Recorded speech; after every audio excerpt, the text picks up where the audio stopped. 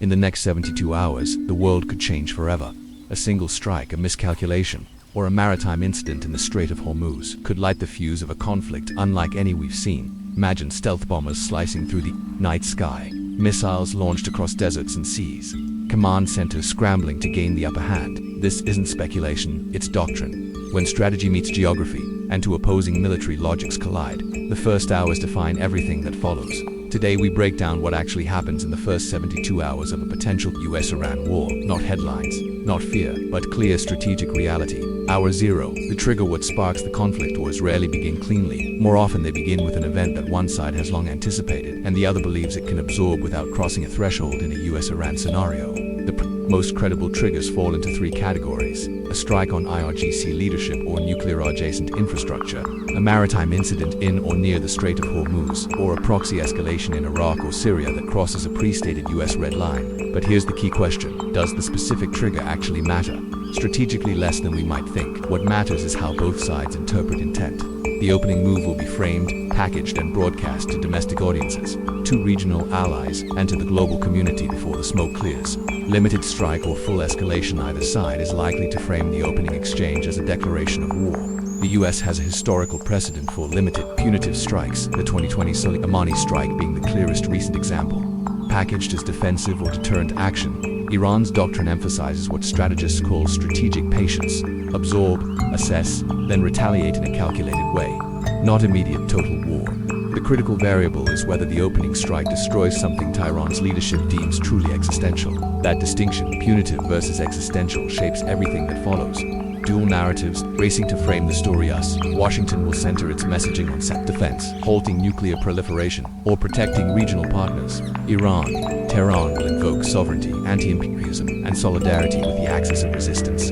Its network of allied militias across the region, the race. Both sides will race to dominate the early media narrative, particularly across Arab networks, Turkish media, and at the UN Security Council. Rs 1 to 12, the shock phase. What our strike doctrine suggests in any serious military exchange, the US would not begin with its most powerful assets visible.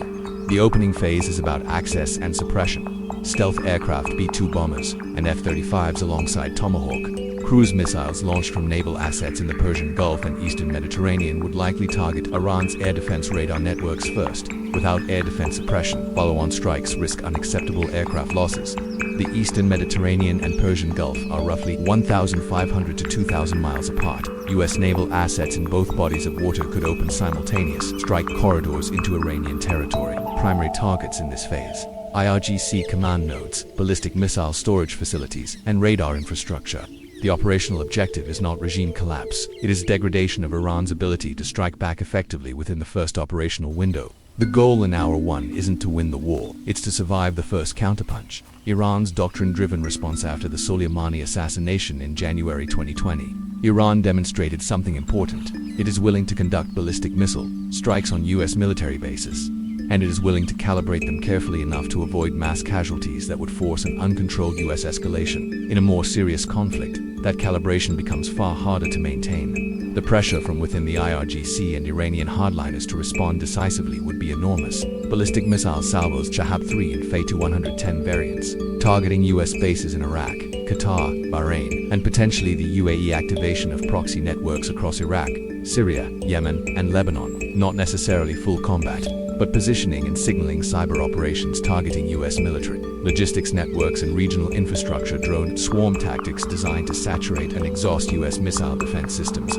Al Udeid Air Base in Qatar and Navcent headquarters in Bahrain sit within range of Iranian medium-range ballistic missiles. A geographic reality that shapes us basing decisions in the region. Analytical framing. The question isn't who strikes first, it's what each side's doctrine compels them to do within the first operational window. Iran's deterrence posture is built entirely on the credibility of retaliation. A non-response is not a strategic option for Tehran. Hours 12 to 24, regional expansion risk, the Strait of Hormuz. Geography as a weapon. This is where geography becomes strategy. The Strait of Hormuz, just 21 miles wide at its narrowest point, is the single most important maritime choke point on Earth. Approximately 20% of global oil trade passes through it daily. The strait sits between the southern tip of Iran and the Musandam Peninsula of Oman. Iran controls the northern coastline. Its missile batteries and fast attack boats are positioned with this geography in mind. Iran doesn't need to close the strait completely to achieve strategic effect. Mining operations, fast attack, craft harassment, and anti-ship missile threats from coastal terrain can disrupt commercial shipping without requiring a direct naval battle with the US Fifth Fleet. What happens to global energy markets the moment a supertanker is hit? The answer is immediate and severe, and both sides know it. The Hormuz card is Iran's most powerful asymmetric lever, and the pressure to play it in the opening days would be significant. Naval positioning: the US would accelerate repositioning of carrier strike groups into operational range. The Fifth Fleet, headquartered in Bahrain, would be on maximum alert. Additional assets from the Sixth Fleet in the Mediterranean might be ordered to transit toward the Gulf. Iran's navy cannot contest US carrier groups in open water. Its doctrine doesn't try to instead swarm boats, shore-based missiles, and midget submarines designed to make the Gulf a high-cost operating environment for any adversary.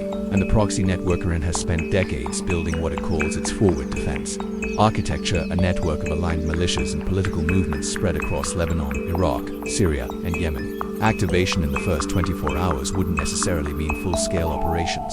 It would mean positioning, demonstration of readiness, and controlled pressure on multiple fronts simultaneously, stretching US and Israeli response capacity thin. Israel's decision point: Israel would face an acute and immediate calculation. Any Iranian trajectory passing near Israeli territory, or targeting Israeli interests directly, could activate the IDF, but Israeli leadership would weigh the risk of being drawn into a conflict on Iran's terms against the potential opportunity to degrade Iranian capabilities alongside US action. US-Israel coordination in the first hours would be intense, and it would be closely watched by every regional actor trying to assess how wide this conflict intends to go. Hours 24 to 48, escalation or containment, the window that decides everything's this conflict still bounded, or has it already escaped its container?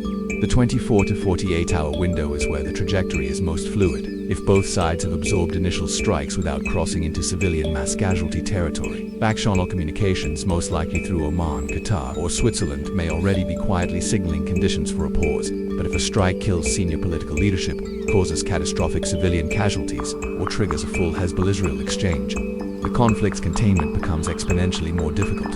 Each of those scenarios has its own logic that neither Washington nor Tehran may fully control. Cyber warfare, the invisible front: both US Cyber Command and Iran's IRGC-linked cyber units would likely be operating at maximum tempo. Well before the first missile lands, Iran's cyber doctrine, demonstrated through operations like the malware attack against Saudi Aramco and coordinated campaigns against US financial infrastructure, targets economic disruption over direct military effect. The goal is not to destroy systems outright. It is to introduce uncertainty, slow decision-making, and raise the cost of continued operations. US cyber operations, in turn, would focus on degrading Iranian command and control, communications networks, and the guidance systems tied to its ballistic missile forces, infrastructure targeting a dangerous threshold. As the conflict extends into this window, the risk of strikes on civilian infrastructure, power grids, water treatment systems, oil export terminals increases. Both sides have demonstrated capability in this domain. Either crossing that threshold would carry profound humanitarian consequences and serious international legal exposure. It would also complicate any subsequent diplomatic resolution in ways that could outlast the conflict itself.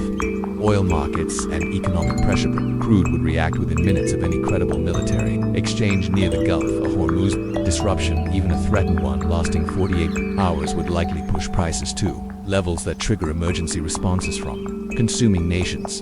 Crucially, the economic pressure doesn't fall evenly. Asian economies most dependent on Gulf oil, China, Japan, South Korea, India, would face acute supply anxiety almost immediately. That creates a powerful set of third-party actors with strong independent incentives to pressure both sides toward de-escalation. Economics often moves faster than diplomacy. Hours 48 to 72. Strategic objectives emerge. Reading intent. What does the pattern tell us? By hour 48, the question shifts from what is happening to why. A limited punitive strike campaign has a legible political logic. Modify behavior, force a halt to nuclear enrichment, roll back proxy activity, compel compliance with a specific demand. The strikes are designed to be painful enough to change calculations, not to dismantle a government. A sustained degradation campaign carries a different weight entirely. It implies either a tolerance for a prolonged, costly conflict, or a belief that the current Iranian political structure cannot be trusted to honor any negotiated outcome. What that ultimately produces internally within Iran is a variable that no outside power can fully predict or control. The Iranian leadership will be reading these signals with extraordinary care. Their response will be calibrated accordingly. Carrier group, positioning: the honest signal public statements from capitals are managed. Naval logistics are harder to fake. By the 72-hour mark, The disposition of U.S. naval assets tells a clearer story than any press briefing. Two carrier strike groups operating within simultaneous strike range may indicate readiness for sustained operations. However, forward deployment alone does not confirm long-term escalation. It can equally serve as strategic deterrence. A single carrier with reduced support points toward a limited punitive posture and a faster off-dash ramp at the logistics tail pre-positioned ammunition stocks, fuel reserves, medical assets, confirms or contradicts whatever narrative is being offered. Publicly, Iran's asymmetric strategic culture was forged in the Iran-Iraq War of the 1980s, a brutal, 8-year conflict in which Iran absorbed enormous punishment and still denied victory to a better-equipped adversary. That history shapes doctrine. Even a militarily degraded Iran retains significant asymmetric capacity, proxy networks, cyber tools, the ability to disrupt global energy markets, and the capacity to deny any adversary a clean victory through sustained low-intensity conflict. This isn't weakness dressed up as strategy. It is the strategy.core analytical conclusion. The first 72 hours do not determine who wins. They determine whether the conflict becomes bounded or boundless, a limited exchange with a defined political end state, or a multi-actor conflict with no clear ceiling and no guaranteed exit. Global impact. Layer energy markets, the fastest reaction. All markets don't wait for diplomatic assessments. The price response to any credible Gulf military exchange would be immediate. Historical reference points: the 1973 Arab oil embargo, the 1990 Gulf War, the 2019 drone strikes on Saudi Arabia, Abqaiq facility all demonstrate how quickly supply risk perception translates into price movement. The sustained Hormuz disruption scenario would likely trigger IEA emergency reserve releases, extraordinary OPEC consultations, and coordinated intervention from major consuming nations, all of which take time to execute while prices move in real time. Russia and China's strategic opportunity. Military intervention remains highly unlikely, but strategic involvement would be inevitable. Both would, however, work to advance their interests through the disruption. Russia, as an alternative energy supplier to Europe, gains leverage from every barrel of Gulf supply that comes into question. China, with deep economic exposure to Gulf energy and growing diplomatic standing in the region demonstrated by its 2023 brokering of the Saudi-Iran normalization, would position itself as an indispensable mediating voice. Their posture at the UN Security Council and in bilateral diplomacy with Tehran would be a critical variable in any de-escalation architecture. NATO alliance under pressure and NATO cohesion would face a genuine test. European member states, particularly Germany, France, and Italy, would face domestic political pressure to avoid direct association with military escalation, compounded by immediate economic exposure through energy price shocks. NATO's Article 5 collective defense clause would not be invoked. This would not be framed as an attack on alliance territory, but intelligence sharing obligations and alliance consultations would intensify rapidly. Turkey occupies a uniquely complex position, a NATO member sharing a border with Iran. With a historically independent foreign policy posture, its alignment was studied. Neutrality could significantly shape the regional diplomatic environment. International diplomacy racing the clock. The UN Security Council would convene within hours of initial exchanges. Russia and China hold veto power, making binding resolutions unlikely. But the Security Council chamber matters less in these moments than the back-channel conversations it enables. Who has the trust of both sides? Who can deliver a message without it being interpreted as weakness? Qatar, Oman, and potentially India have each cultivated relationships that could make them credible intermediaries. The 72-hour mark is typically when sustained international diplomatic pressure reaches meaningful intensity, arriving precisely when military operations are still in their most fluid and dangerous phase. Strategic analysis helps us understand escalation, but understanding conflict does not mean wishing for it. History repeatedly shows that war, in any form, carries costs that extend far beyond military objectives. Economic disruption, political instability, and human suffering rarely remain confined to battlefields. Whatever the strategic calculations, the hope remains the same, that tensions are contained before they harden into open conflict, and that decisions made in the first hours prevent consequences that could last for decades, because in the end, no doctrine, no missile system, and no alliance structure can erase the long-term cost of war.